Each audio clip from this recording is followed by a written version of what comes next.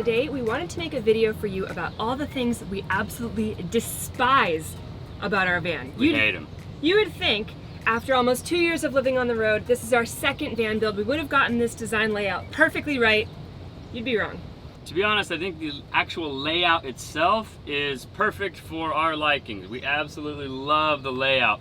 There's a couple minor to slash major details that just absolutely suck. This is probably one of the #1 questions that we get is, if you built a van again, what would you change? So we thought we'd make a video today about 5 things we absolutely hate.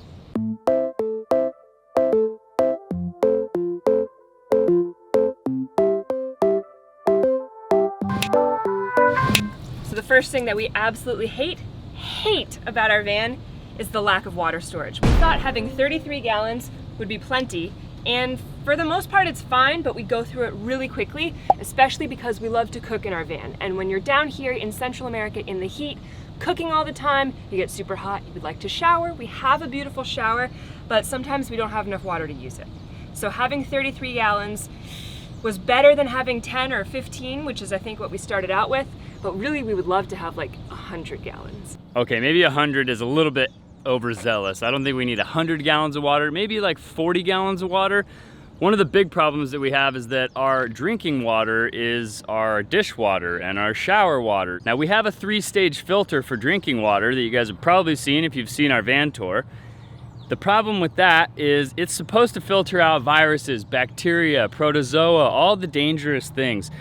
If we fill up our water tank with bad water and this water filter fails, then our water tank is contaminated. So I would say our 33-gallon water tank is pretty sufficient. However, we would like maybe a 40 or a 50-gallon water tank. Carrying 100 gallons of water is extremely heavy, and I don't think I would recommend that to anybody, but we do want more than 33 gallons. So as you know, we love to cook, and one of my favorite things about this van is this spice rack. I asked Trent, please figure out a way in the van build to put in a spice rack. I would love to be able to use it quickly, easily during cooking. He did that, and it's beautiful, but I hate the placement of it. Because when you're trying to cook, this is our stovetop. It lifts up right here, it locks in place, and you have zero access to the spices. A lot of people point this out to us. We're very familiar with this obstacle. Personally, I think this is the #1 thing that I hate the most about our van.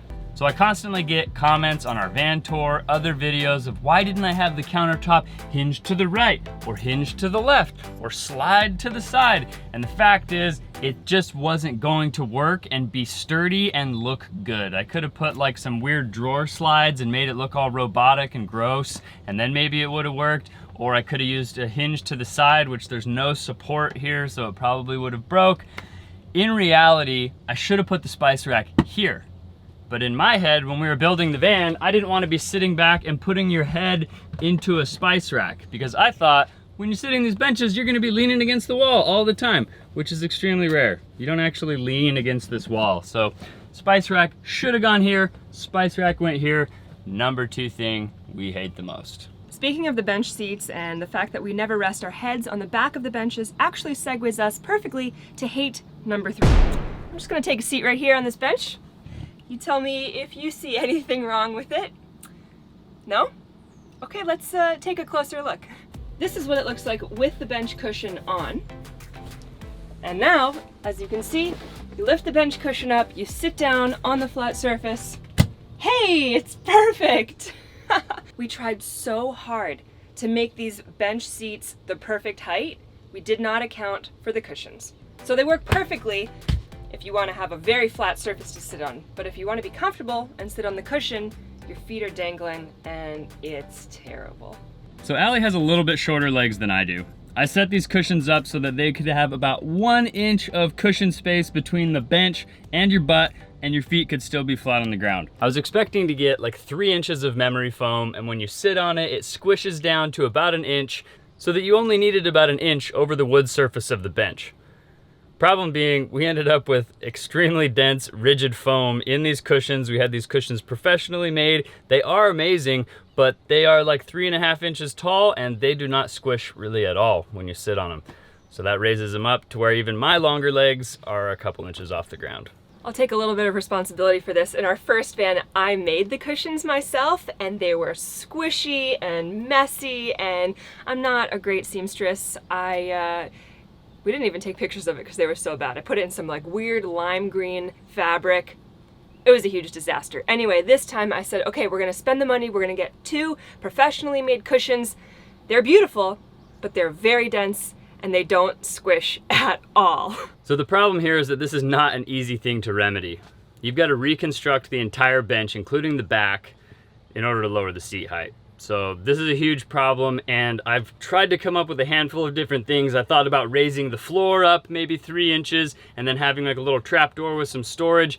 That's my best idea, and I think it would work, but Allie really doesn't want to do that because she's afraid having a step will make one of us fall or something. I'm not exactly sure.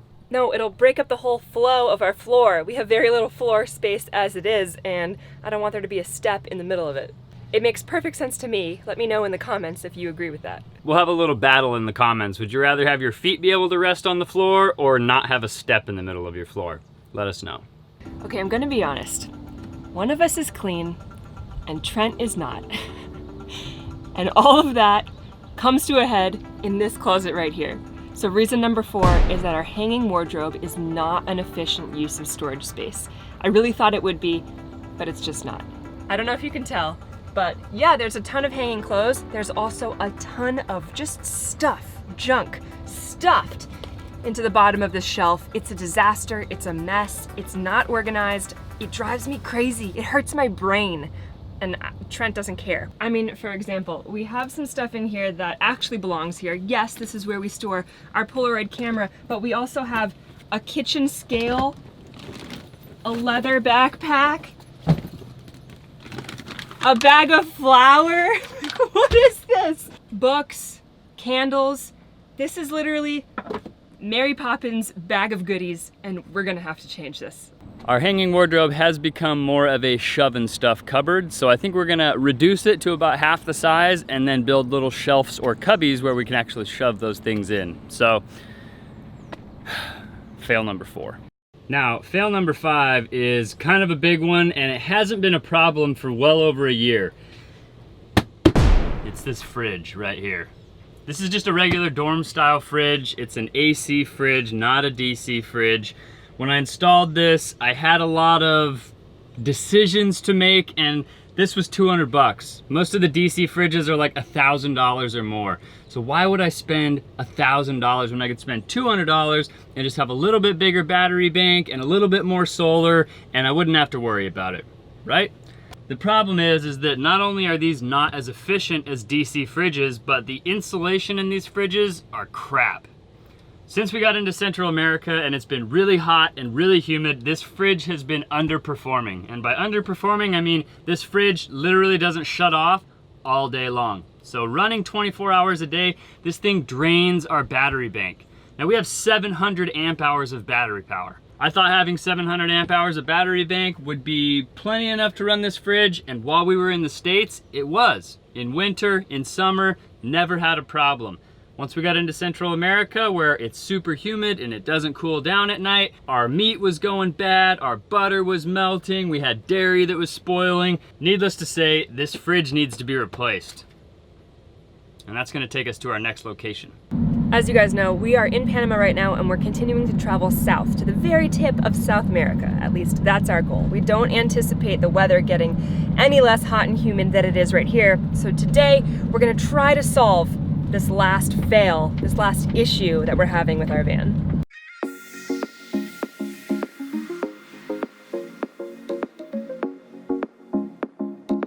So we're here at Marine Warehouse. This is a company out of Florida, but they have a location here in Panama.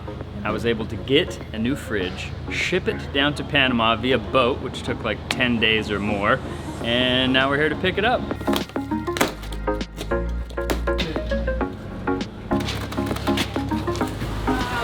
Wow, gorgeous. Like a glove. Well guys, we've got our upgraded fridge. Now all we've got to do is install it. I hope you guys enjoyed this video of the 5 things we absolutely hate about our van build. If you guys want to tune in to our next video, make sure you click the subscribe button. We're going to be installing this fridge and doing some other upgrades to the van. Like the video if you guys enjoyed it. Thanks for watching.